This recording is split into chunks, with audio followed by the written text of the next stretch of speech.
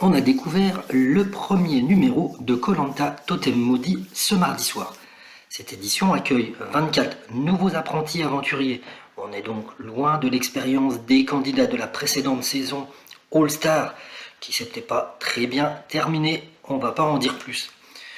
On a affaire à des novices et on s'en est rendu compte. Franck, par exemple, a manqué de jugement, c'est le moins qu'on puisse dire, en goûtant une plante non comestible et il l'a regretté amèrement.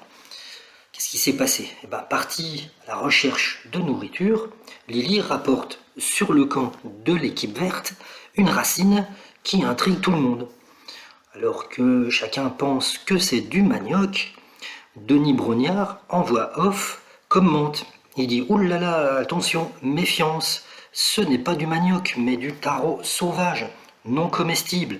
C'est une plante qui est très urticante si elle n'a pas été longuement bouillie. Mais ça, Franck ne pouvait pas l'entendre et c'est bien dommage pour lui parce qu'il avait tellement faim qu'il n'a pas du tout fait attention, il a manqué de précaution et de prudence. Et qu'est-ce qu'il a fait? Il a croqué dans la racine.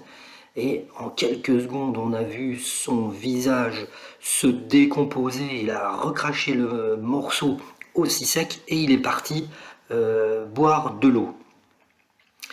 Mais voilà, ses camarades ont été inquiets assez vite parce qu'on ne sait jamais, ça peut être du poison. Et Franck était dans un sacré état, il était en larmes, il pouvait plus bouger la bouche et il était mal. Et quand j'ai dit qu'il fallait un goûteur, je déconne, la nature ici est hostile.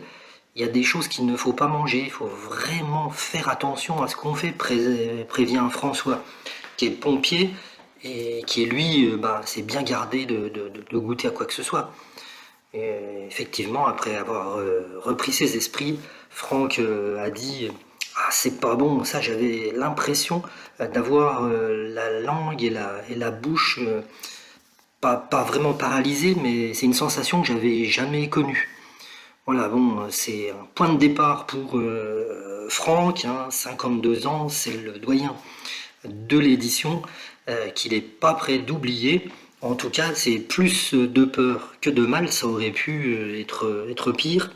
Tout est bien qui finit bien, et on souhaite bonne chance à Franck et puis des aventures un petit peu moins désagréables pour la suite.